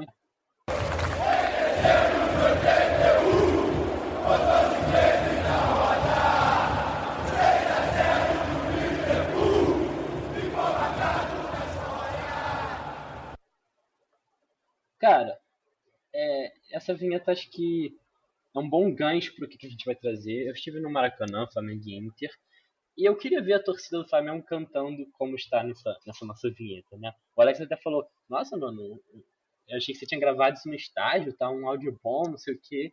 Eu falei, pô, mano, quem dera, assim, porque tem sido um pouco decepcionante. Acho que é um problema que existe desde o ano passado, mas... Quer dizer, desde o ano passado, digo assim, que a gente relata desde o ano passado, né? Mas tem sido um pouco decepcionante a experiência de alguns jogos, especialmente jogos de Brasileirão, costuma ser mais comum acontecer do que nas Copas. A torcida no estádio não dá a resposta que a gente espera da torcida do Flamengo, sabe? E eu acho que foi mais um caso em que isso aconteceu. A torcida canta pouco, muitas vezes não sabe, né, o que está sendo cantado. Eu tava na Sul, então, tipo assim, eu sei que é uma experiência que eu tô falando de quem tá na Sul e não de quem tá na Norte, mas ao mesmo tempo, eu vejo relatos também, o Alex vai trazer um pouquinho mais disso, de que na Norte a situação também tem seus problemas. Na Sul a gente só tem uma torcida organizada que tenta acompanhar a bateria da Norte, mas assim, a organizada toca, poucas pessoas cantam, o canto não se propaga. Sei lá, eu acho que... Eu não cheguei a ver qual estava o preço médio do ingresso, não sei se você chegou a ver, Alex, para esse jogo, não sei qual exatamente não tô ligado não, cara. O público que estava presente no estádio, mas assim, era um sábado à noite, eu entendo que isso também pesa um pouco em quem vai estar no jogo ou não. Não foi o estádio mais cheio também, a gente estava com 48 mil de público presente, acho que 45 mil de público pagante. Mas, sei lá, eu acho que... Eu não quero nem me estender muito, porque eu acho que a gente ainda tem algumas outras coisas para debater um pouco e, enfim, não quero estender muito, assim, esse tópico. Mas eu sinto que a torcida não entregou o que a gente espera que a torcida entregue, cara, sabe? É uma torcida que não canta o jogo inteiro, sabe? Tipo, a hora que cantam mesmo assim, vamos virar, vamos Flamengo, sabe? Que é uma letra super simples e você acompanha ali naquele ritmo repetitivo. E é isso, mas... assim, alguns momentos do hino, mas não consegue acompanhar a letra toda do hino. E, tipo, em outras músicas, muitas vezes não canta junto, não apoia o time.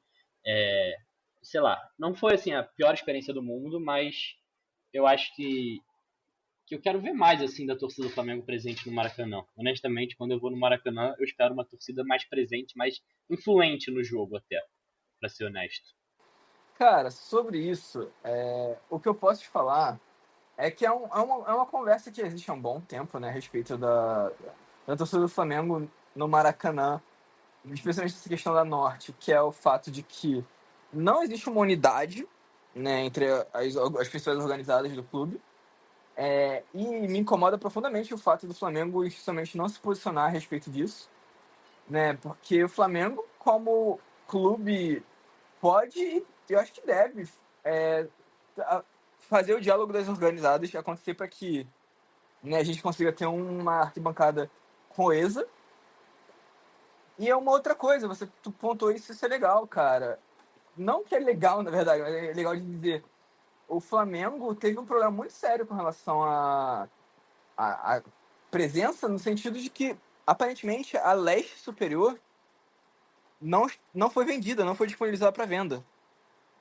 Então, Sim, tava fechado, sim. Então tinha um setor completamente fechado e, assim, sem grande explicação do motivo disso, né? Quando claramente, apesar de ser um jogo num horário ruim, é compreensível, pelo menos para mim, que o Flamengo deveria tentar forçar a barra e divulgar e talvez precificar de uma forma melhor. Se você preferir um setor vazio do que um valor mais baixo, parece uma prática meio terrível, sabe? Sim. E é um jogo bom, né? Era um horário ruim, mas é um jogo que eu acho que uma boa parte da torcida do Flamengo gostaria de assistir no estádio, Flamengo e Inter. Exatamente. Então, assim, acho que é uma decisão muito ruim, mas que combina tudo com esse cenário meio desagradável e abaixo, assim, em termos de arquibancada que a gente teve nesse primeiro jogo, né? O que é muito triste, porque é a volta do Brasileirão, é a volta do que, como a gente falou, do que importa, né? E aí, volta muito mal nesse aspecto. E é uma desvalorização, assim, para talvez encerrar, fechar esse assunto, é uma desvalorização que a gente muitas vezes cobra da diretoria, de que o brasileiro não é devidamente valorizado, mas a torcida também não vem valorizando o brasileiro da forma que deveria, sabe? A presença da torcida em Copas é diferente da presença da torcida no campeonato de pontos corridos. Isso tanto em quantidade de público, mas principalmente nessa presença dentro dos jogos, sabe? Nessa influência no jogo que a torcida, a gente sabe que pode exercer. Então, sei lá, eu acho que a gente também muitas vezes cobra da diretoria, mas a torcida tem que trazer isso antes, tem que dar essa resposta antes, porque, ok, teve uma mudança de diretoria, o BAP colocou o brasileiro como prioridade, mas a torcida tem que mostrar que prioriza o brasileiro. Senão, por que seria prioridade se a torcida prioriza outras coisas, sabe? É importante, eu acho, que ter essa noção também. Guilherme, eu não quero ficar muito nisso, mas eu preciso dizer que eu acho que eu discordo um pouco de você numa parada, cara. Eu acho que é tudo na conta da diretoria, sim, cara. A torcida tem que se mobilizar e tal, mas o clube, institucionalmente, ele faz muita coisa acontecer. E eu digo isso do ponto de vista assim, se o Flamengo conversa com organizados e ele tem essa possibilidade de fazer isso, a bateria unifica. Algumas coisas melhoram nisso. E se o Flamengo precifica de forma coerente um jogo de Campeonato Brasileiro, levando em consideração data do jogo, horário do jogo, eu acho que é o que pesa. Claro, a torcida podia estar lá, mas vamos falar a verdade, a gente está falando de um país, uma cidade onde o poder aquisitivo não é tão grande assim. Então, tipo, se a torcida prioriza algum tipo de jogo, tem algum motivo para isso. Não é só porque eles só preferem a Copa do Brasil ou a Libertadores. É porque... Eu não tô nem falando da quantidade de torcedores presentes, mas falando assim, da forma como a torcida age dentro do estádio, tá ligado? É isso que eu tô falando. Eu sei que isso também é refletido em qual é o público que está presente nesses jogos, mas eu concordo com você. Eu acho que tá na conta da diretoria, sim. Eu só quis dizer no sentido mesmo de priorização, né? Porque, assim, a gente sabe que ingresso para a Copa, por exemplo, para final, semifinal, são caríssimos também. Normalmente o estádio lota e a torcida empurra o time de um jeito diferente ao longo desses campeonatos. Eu acho que a culpa principal recai sobre a diretoria, eu concordo com você nisso. Mas assim, seguindo, cara, uma outra parada que tá bem sendo discutida na internet é a questão do camisa 10, né? Eu acho que realmente voltou a ser um tópico para a torcida do Flamengo. O fato de, assim, acho que nunca deixou de ser, mas acho que ficou mais gritante a ideia de que o Arrascaeta precisa de um substituto, né? Que é uma questão que desde 2019 é pontuada, a partir do que a gente tem a relação de Flamengo jogou a final do Mundial em dado momento sem a Arrascaeta e sem Everton Ribeiro, e prejudicou muito, mas desde então nada foi feito para poder melhorar essa situação. Nada ou muito pouco, eu acho que dá pra dizer realmente que nada. Ninguém veio exatamente como um 10 para ser um substituto do Arrascaeta. Vieram outras opções aí que até que estão querendo retornar e tal, mas que não são exatamente o substituto para o Arrascaeta. Então, assim,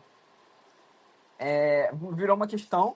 Acho que cheguei até a pontuar anteriormente, né? O próprio Felipe pontuou que ele considera que ele conta com um camisa 10 na formação do seu time. E aí está sendo noticiado, né? Que além do Jorginho, mais um meia é esperado para ser a chegada, né, no meio do ano, na janela do meio do ano. E aí vem alguns nomes sendo reciclados e tudo mais, e acho que valia pontuar, né? Não, isso, assim, eu vou deixar você meio que guiar esse assunto, mas só queria falar aqui duas coisas, assim, né? Uma é que o Jorginho vem, isso já quer dizer, o Jorginho vindo, deixa eu formular o que eu falei, o Jorginho vindo, isso já é um grande ganho pro nosso meio de campo, que era o problema que a gente trouxe logo nesse episódio, né? De ter opções no meio de campo, com certeza isso vai fazer diferença, mas não é o camisa 10 que a gente precisa. Não vai resolver o problema do 10. É mais um articulador, mais um cara no meio de campo, mas não é o 10 para ser reserva do Arrascaeta ou substituto do Arrascaeta. Outro ponto que eu queria trazer é que a gente precisa pensar esse 10 a curto e a longo prazo. A gente estava até falando isso antes de começar a gravar, né? A gente precisa de alguém para agora e pensar alguém para ser futuramente o cara que vai assumir a 10 do Arrascaeta. Ou seja, talvez alguém mais novo para ser preparado e alguém que dê uma resposta agora. Talvez sejam duas contratações para estar mapeando o mercado. E, dito isso, mano, o cara que poderia dar a resposta agora, que tá de saída do time dele, e o último comentário que eu acho que eu vou fazer assim, em relação a esse tópico, depois eu vou deixar você guiar, Alex, é um cara que, por mim, poderia ser um bom reserva para o Arrascaeta, escrever uma carta de despedida, é o Kevin De Bruyne, né, Alex? Precisamos falar sobre Kevin, ele tá saindo do Manchester City e tem vaga no Mengão, né, Alex? Ou se tem, meu Deus do céu. Cara, o De Bruyne no Flamengo seria uma aberração, honestamente. Eu gosto muito do futebol dele. Ele é um cara que ele entregar uma quantidade de assistência absurda, que é a especialidade dele, né? E assim, ele é pouco provável, né? Mas seria tão Não, assim, lindo. eu trouxe mais pelo meme, mas assim, seria perfeito. Não, assim, eu pro falo 10 que a curto prazo. Sim, exatamente. Eu falo que é improvável só pra poder realmente dizer que é improvável, mas que ainda assim eu queria sonhar. Eu queria poder sonhar com isso. Mas assim, a gente teve no meio disso tudo um nome sendo retomado, cara, que eu acho que é um nome interessante, mas eu tenho, apesar de gostar muito, ter me interessado muito pelo que eu vi dele, eu tenho um ponto principal que eu desgosto, e uma coisa que até a gente conversando junto foi uma coisa que surgiu, né? Mas o primeiro nome que acho que vale a pena mencionar é o Inciso, né? Ou como o Guilherme gostou de pontuar na pauta, Dente Ciso. Aí você fica com o seu BO aí dessas suas pedras ruins, tá, Guilherme? O Inciso é um meia de 21 anos, paraguaio. E, cara, assim, ele é um jogador muito interessante em várias coisas. Mas talvez o maior problema dele, além do que a coisa que realmente me incomoda muito, que eu vou deixar pra falar, né, depois de falar dos estilos dele, é que ele lembra um pouco o Alcaraz em alguma medida. Ele é um cara que, por conta do time que ele joga, assim, um time que joga muito em transição, em contra-ataque, em muitos vídeos que a gente viu dele no Brighton, principalmente, e um pouco no Ipswich também, ele é um cara que ele acabava jogando muito em transição, conduzindo muita bola, e que é uma característica que a gente viu muito no Alcaraz e que, entre outras coisas, é um dos motivos pelo qual o Alcaraz não encaixava necessariamente tanto no elenco do Flamengo. Claro que parece ter um pouco de nuance, de diferença entre um e o outro, mas esse meia condutor não é exatamente o que a gente está procurando, né? Eu acho que o lado bom, assim, só pra fazer o contraponto, tentando me estender muito assim, já concordando, fazendo um contraponto, é que tanto que seria o mesmo lado bom do Alcaraz, que é um jogador jovem, bem jovem, então um jogador que pode ser lapidado, pode crescer, pode ainda entregar mais futebol do que já entrega, né? Pensando a longo prazo. Sim, mas assim, também, como eu falei, tem um nuance, né? Eu acho que ele é um passador, parece demonstrar um passador muito mais capaz do que o Alcaraz. Mas tem essa questão. Mas assim, eu acho que o meu ponto principal que eu tenho contra o Inciso, que nem é contra, mas um asterisco talvez, é o fato de que, infelizmente, ele, por ser paraguaio, ele é muito convocável, né? Ele é um jogador que ele invariavelmente vai estar convocado. Enquanto outras opções, e pelo menos uma que eu tenho muito forte pra mim, que eu acho que eu vou mencionar daqui a pouco, é que tem menos chances de serem convocados, né? Mas assim, eu acho que ele é um cara que ele entrega no presente e tem uma projeção de futuro muito interessante. Ahn, e aí tem um cara que eu acho que é o segundo nome mais falado com relação a essa parada toda de um camisa 10, que pra mim ele não é um camisa 10, inclusive. É um velho conhecido, que eu acho que quase todo rubro-negro gostaria de não conhecer, na verdade, esse atleta. Tá. Mas é o Andrés. E assim, eu tenho algumas questões, como eu não considero ele exatamente um grande exemplo de 10. Pra mim, ele é um atleta que ele tá muito mais pra um terceiro homem de meio de campo, num contexto onde você jogaria com 4, talvez, onde ele pode jogar como um homem mais avançado no meio campo, num 4-3-3, por exemplo, mas que não é necessariamente o melhor jogador pra jogar de costas. E eu não. E assim, isso só falando da entrega dele como posição de 10, como um substituto ao Arrascaeta. Pra não entrar nas questões como, por exemplo, quão absurdo é cogitar um cara que fez o que fez pelo Palmeiras voltando ao Flamengo, sabe? Eu acho que e aí entra nessa coisa. Eu acho que ele tem crédito demais com muita gente da torcida sem apresentar grande mérito. O que ele apresentou pelo Flamengo em bons momentos dele não é nem de longe plausível de ser argumento pra poder falar. Um cara com essa bagagem negativa merece voltar pro Flamengo porque ele entregou tudo isso em campo. Não, ele não entregou tudo isso em campo. O que ele fez é muito mais pesado, negativamente, é muito mais pesado do que o que ele fez positivamente. E tem uma parte da torcida que, tipo, tem essa coisa de, tipo assim, mas é passado, não sei o que, etc. Só que, tipo, ao mesmo tempo, era uma paciência que a torcida não tem com outros jogadores que às vezes são ídolos do Flamengo, ou que às vezes são jogadores que já entregaram muito pelo Flamengo, e a torcida não tem essa paciência. Inclusive o próprio Arrascaeta. Sim, inclusive o próprio Arrascaeta.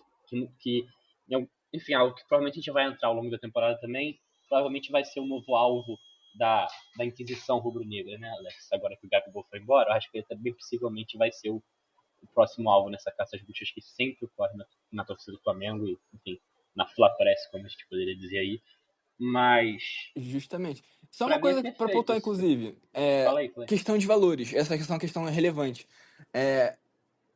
Porque o Andrés, a gente tem um panorama de quanto ele poderia custar, né? Levando em consideração a forma como evoluiu a situação dele com o Palmeiras e tudo mais. Isso é um ponto importante, tá? O Andrés, ele negociou fortemente com o Palmeiras. Aí agora vem o papo, ele não aceitou o Palmeiras porque ele queria ir pro Flamengo. Tá. Mas, assim, o Palmeiras chegou bem perto da casa dos 20 milhões de euros. E por mais que uma ou outra pessoa tenha coragem de falar que o Andrés merece esse valor, que ele tem qualidade pra isso, por mais que alguém consiga pagar o que ele fez naquela final e considerar que ele realmente tem todo esse futebol que ele, de fato, não tem, quase 20 milhões para um jogador de 29 anos é algo que, assim, eu preferia pagar 20 milhões de euros para tentar trazer o Kevin De Bruyne. Com certeza. Não, aí não tem nenhuma dúvida. Entre Andrés e Kevin De Bruyne não existe nem debate, né? Mas, assim, eu acho que pra mim é bem claro o exemplo do Andrés. Pra mim é exatamente o que você falou.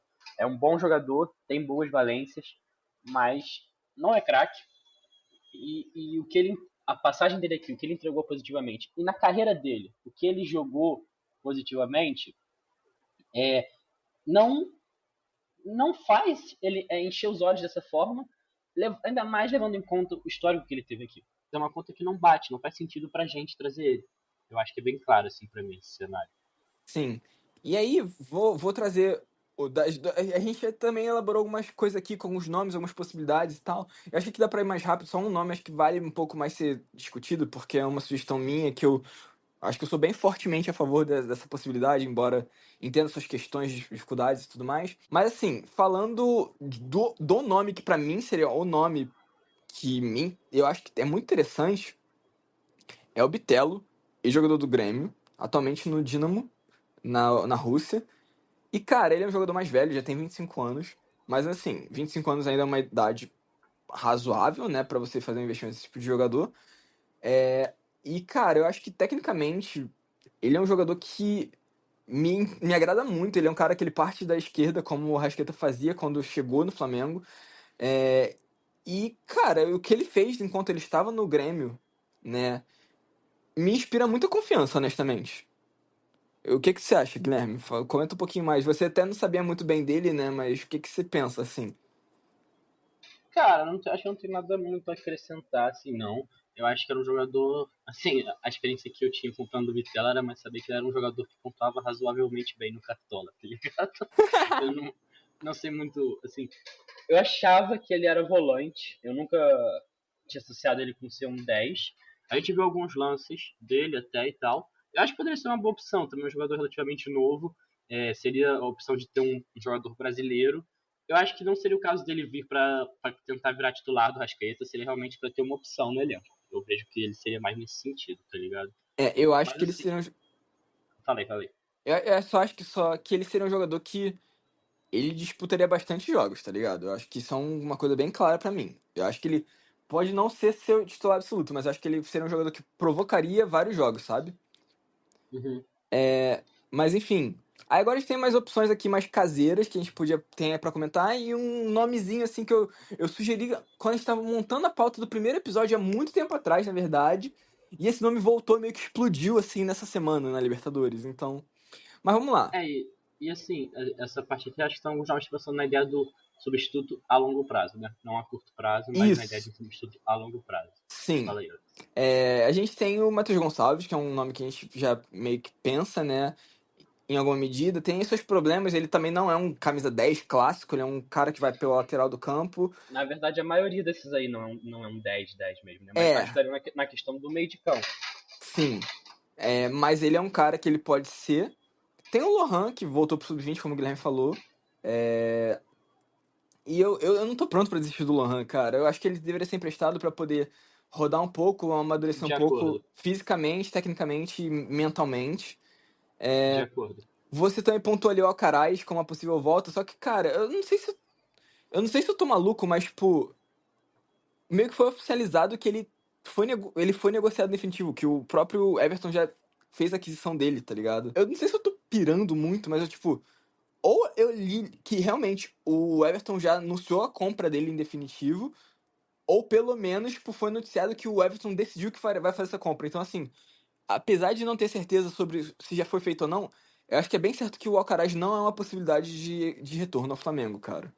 Eu penso num retorno a longo prazo e é meio que na vibe de tipo, eu não tô pronto pra desistir do Alcaraz, tá ligado?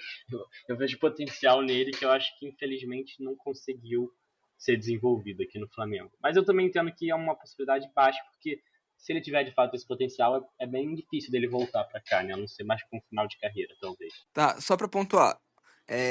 Uma notícia do dia 24 de março confirmando isso, né? Everton ativa a cláusula de compra pra contratar o Alcaraz do Flamengo. Foi um valor de 112 milhões, tá? Inclusive. Eu não tenho certeza, mas eu tenho quase certeza que, tipo, esse é um valor que meio que cobre o valor que foi gasto na aquisição dele. Sim, era uma venda importante em questão financeira, então eu entendo. Mas é que, assim, é mais na vibe do Lohan e Alcaraz. Até o Matheus Gonçalves em algum grau. Acho que é, assim, o Vitor Hugo também que tá aí pra você citar. Tudo isso é um pouco na vibe, tipo assim, não necessariamente estamos prontos pra desistir de um ou outro desses nomes, né? O próprio Vitor Hugo tá aqui no sentido de que ele é um atleta que esteve emprestado, está emprestado, na verdade, e parece estar dando uma amadurecida, sabe? Então eu acho que tem um valor bem interessante em considerar ele como um jogador um ano mais velho voltando, tendo tido mais minutagem, tendo se desenvolvido em algumas formas técnicas e táticas e tal, né? A expectativa pelo menos é essa. Uhum. E poder ser uma opção. E por fim, cara, pra encerrar esse ponto, é, é o jovem, né, atualmente 17 anos, mas que faz 18 esse mês, Álvaro Montoro, que é o camisa 10 do Vélez Sarsfield. E nessa estreia da Libertadores do Vélez, ele já aprontou um golzinho, tá? Em alguns minutos, ele nem começou a titular. Acho que daí seria a opção que mais enche aos olhos, assim, né? Dessa linha desses Arrascaeta a longo prazo. Mas é isso, cara. A gente precisa de um substituto para agora e começar a planejar a longo prazo. Que muitas vezes o que falta no Flamengo é planejamento a longo prazo, né? Eu acho que a gente precisa ter isso. E assim, para encerrar então nosso episódio, né, Alex? Vou trazer uma outra questão que o Flamengo também deveria se posicionar de forma mais forte, o futebol brasileiro, no geral, deveria se posicionar de uma forma mais forte. E que muda um pouco o clima, assim, desse finalzinho de episódio. Até tô pensando o quanto vai ser deslocado a nosso encerramento, nossa vinheta de encerramento do episódio, depois de puxar esse tópico. Mas, a gente teve agora, né, durante entre o último episódio e esse, a gente teve o aniversário, vamos chamar assim, né, a data do golpe militar, né, que colocou no poder a ditadura militar aqui no Brasil. E a gente viu pouco posicionamento por parte dos clubes de futebol, e em especial no que tange aqui o tema do nosso podcast, a gente não viu um posicionamento do Flamengo em relação a isso. E é uma lástima, né, Alex? Porque é um momento muito importante, é um período central, eu acho, dá para dizer assim, é central na história do Brasil, na construção do Brasil, da identidade brasileira, enfim, de uma série de questões que perduram até hoje. E o Flamengo deixa de se colocar, como em outras situações a gente vem cobrando do Flamengo se colocar mais, posicionar mais. A gente viu outros clubes, eu posso citar aqui de cabeça o Bahia e o Botafogo, que fizeram uma publicação, sabe, é um post, é uma coisa simples, não vai custar dinheiro do Flamengo, não vai custar muito tempo de ninguém, não é nada que a gente está falando assim, o Flamengo tem que fazer uma ação social. Seria legal, sabe, ter esse passo a mais, mas assim, o mínimo seria um posicionamento, seria uma colocação em relação a isso. Nem isso o Flamengo entregou, e é péssimo isso, né, Alex? Eu acho que, mesmo se custasse dinheiro ao Flamengo, se posicionar em repúdio à ditadura e celebrar, agora que estamos na democracia, celebrar a democracia brasileira, de forma alguma um custo deveria ser um impedimento para que o Flamengo fizesse o posicionamento a respeito disso. E é muito curioso pensar nisso, sendo que a gente está num ano onde a gente ganhou um Oscar por um filme que vai tratar sobre a ditadura, né? Que vai ter a ditadura como algo relevante para sua narrativa, porque é uma coisa que influenciou a história do Brasil de forma macro, mas várias histórias a nível micro também. Sim. E não essa falta de posicionamento, né, é muito bizarra, pensando, por exemplo, numa história micro que ao Flamengo muito interessa. Stuart Angel, um ex-atleta que era do Flamengo,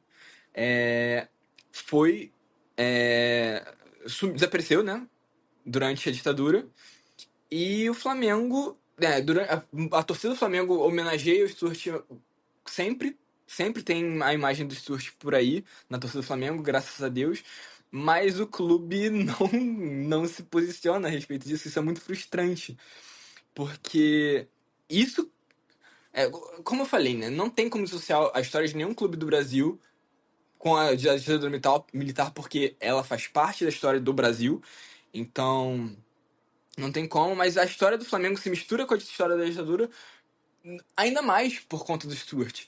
E ele não ter essa dignidade preservada no Flamengo é algo muito triste também.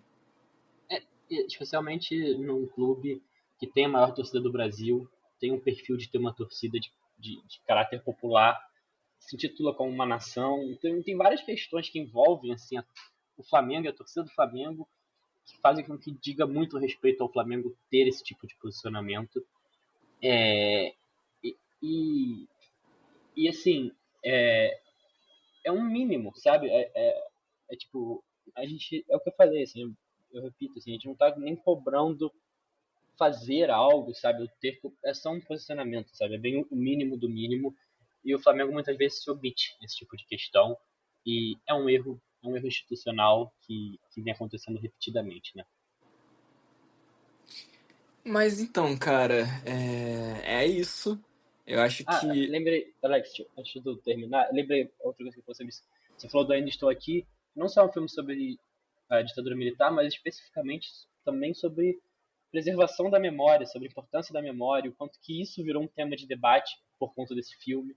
Então acho que deixa mais central ainda essa questão, né? O como você lida com a memória da situação, e eu acho que deixa pior ainda, sabe? Eu acho que essa contextualização que você deu é uma que eu nem tinha levado em conta, mas que fez muito sentido pra mim. Mas enfim, desculpa te interromper, porque eu lembrei que eu ia Não, falar mas é isso. isso, né? Como você falou agora, tipo, fazer a nossa conclusão, nosso encerramento pode ser um pouco fora de lugar, mas eu acho que também, eu acho que, então eu acho que talvez não vale a pena nem fazer essa conclusão. Eu acho que, o que você acha, Guilherme? Hoje, acho que, Acho que podemos deixar só o nosso posicionamento aqui em torno de ditadura nunca mais, uma celebração da democracia, que a gente possa sempre viver uma democracia e rechaçar qualquer tentativa de uma ditadura e deixar nossas saudações rubro-negras, né? Acho que a gente pode encerrar assim. eu só preciso pontuar que, embora muitos dirigentes lutem contra isso, existe uma frase que ela tá eternizada numa camisa muito especial, mas é uma frase que eu acho que ela combina perfeitamente com esse caso, eu acho que é uma forma de encerrar muito boa, é que a democracia, ela começa pelo Flamengo. Saudações rubro-negras. Saudações rubro-negras.